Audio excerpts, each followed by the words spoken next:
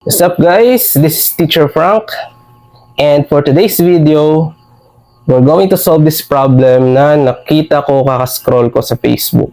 Okay, so if m plus n is equal to 5 and m minus n is equal to 1, what is m raised to n? So for us to solve this problem, we will use the process of elimination. Okay, so meaning we will eliminate one variable here. So let's add this two equations. So m plus n equals 5 plus m minus n equals 1. Okay, so as we add these two equations, so maka-cancel si n. Okay, so since we have positive n, okay, plus negative n, so this will be 0. So this will be cancelled out. So m plus m will be 2m because we have invisible 1 here. So 1 plus 1 equals 2. So that is equals to, so 5 plus 1, that is 6. Now to solve for m, we're going to divide it by 2. Okay, so we have 2m equals 6. So now we're going to divide it by 2 because we're looking for m. So cancel. 6 divided by 2 is 3. So therefore m is equal to 3.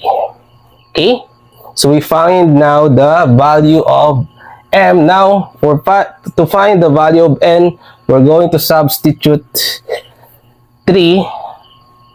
So you can choose from the first equation or the second equation. So we will use the second equation. So we have m minus n equals 1.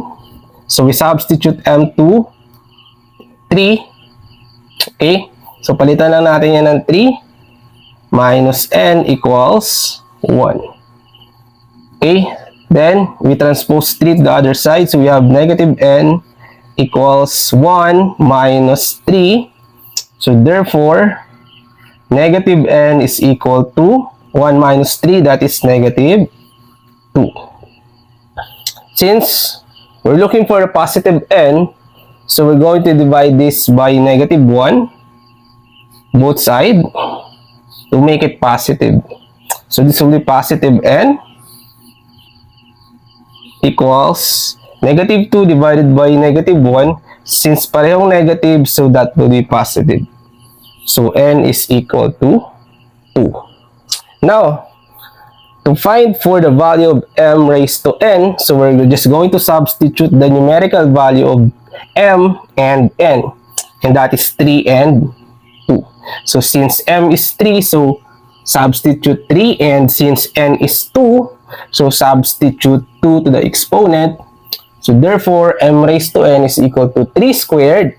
That is equivalent to 3 times 3 or 9.